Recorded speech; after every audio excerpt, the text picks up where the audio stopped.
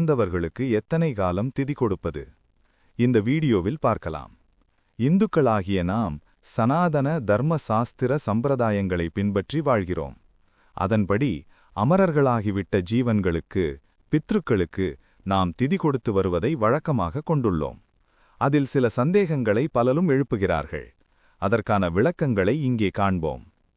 உடம்பிலிருந்து விடுபட்ட ஜீவனானது, ஆத்மா, வேறொரு உடலை பெறுவதாக இந்து மதம் கூறுகிறது. நாம் உடலும் ஜீவனும் ஒருங்கே பெற்று மனிதன் எனும் திருநாமத்துடன் இறந்த பிறகு அவரது ஆத்மா சாந்தியுறும் வகையில் பல்வேறு சாங்கியங்களை செய்து வருகிறோம். உதாரணமாக, ஒருவரது தந்தை அவர் குழந்தையாக இருக்கும் பொழுதே இறந்து விடுகிறார். அவரது குடும்பத்தார் அவருக்கு தவறாமல் திதி கொடுத்து வணங்கி வருகிறார்கள். அந்த குழந்தையும் வளர்ந்து 21 வயதானதும் தனது குடும்பத்தார் தனது தந்தைக்கு செய்து வந்த திதியை தானும் மறக்காமல் செய்து வருகிறார். மகனுக்கு அவனது அந்திம காலம் வரை தாய் தந்தையருக்கு பணி செய்வது கடமையாகிறது. அவரும் வளர்ந்து திருமணம் முடித்து குழந்தைகளை பெற்று வளர்த்து அவர்களது திருமணத்தையும் முடித்து பேரன் பேத்திகளையெல்லாம் பார்த்துவிட்டு தற்பொழுது 80 வயதான பின்னும் தன்னுடைய இறந்து போன தந்தைக்கு மறக்காமல் திதி கெடுத்து வருகிறார். இது மட்டுமில்லாமல் காசி, கயா, ராமேஸ்வரம் போன்ற இடங்களுக்கு புனித பயணம் செய்து அங்கே முன்னோர்களுக்கு, அதுவும் 21 தலைமுறைக்கு திதி கொடுக்கிறார்கள். இவையெல்லாம் சரியா? இறந்த ஆத்மா உடனடியாக மறுபிறவி எடுத்திருக்கலாமல்லவா? ஸ்வர்கலோகத்தில் இருக்கலாமல்லவா? இறைவனுடன் இரண்டர கலந்திருக்கலாமல்லவா? எனவே பித்ருக்களுக்கு நாம் அளிக்கும் திதி தேவைதானா என்றெல்லாம் சிலர் நினைக்கலாம். அவர்களுக்குரிய பதில் இதோ. மறைந்த, அதாவது இறந்து போன ஒருவருக்கு நாம் தவறாமல் நம் ஆயுட்காலம் வரையிலும் கூட திதி கொடுத்து வருவது தவறே அல்ல. பூவுலகில் மனிதர்களாக வாழும் நமக்கு 24 மணி நேரம் என்பது ஒரு நாள். இறந்து போன மனிதர்களுக்கு பித்ருக்கள் என்று பெயர். பித்ருக்களுக்கு நம்முடைய 15 நாட்கள் பகலாகவும் 15 நாட்கள் இரவாகவும் இருக்கும். எனவேதான் பித்ருக்களுக்கு தினந்தோறும் உணவு படைக்கும் விதத்தில் நாம் ஒவ்வொரு அமாவாசை என்றும் உணவு படைக்கிறோம்.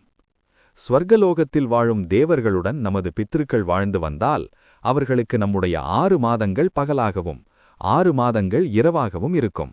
அதாவது நம்முடைய ஒரு வருடம் அவர்களுக்கு ஒரு நாள் மட்டுமே.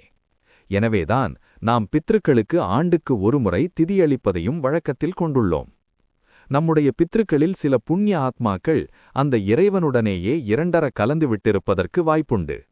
எனவேதான் நாம் இறைவனுக்கு தினந்தோறும் நம் பூஜை அறையில் நைவேத்தியம் செய்து அதை பிரசாதமாக உண்டு வருகிறோம்.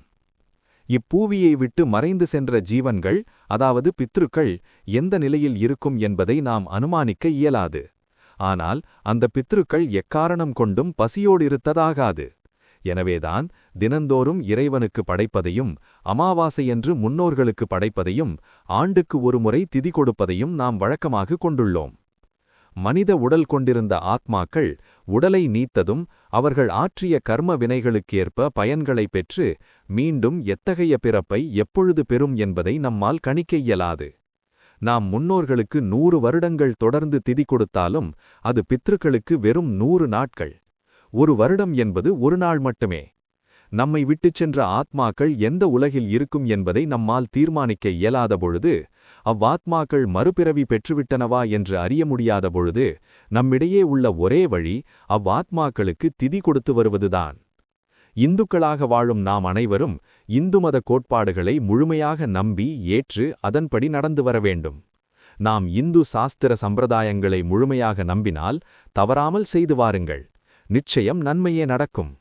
இந்த பதிவும் பாபாவைப் பற்றிய அனைத்து சிந்தனைகளும் என் தந்தையார் எழுதி சென்ற நினைவுகளாகும். இந்த சேனலில் தொடர்ந்து பதிவிடுகிறோம். பாபா பக்தர்களிடம் பகிருங்கள். ஓம் சாய்ராம்.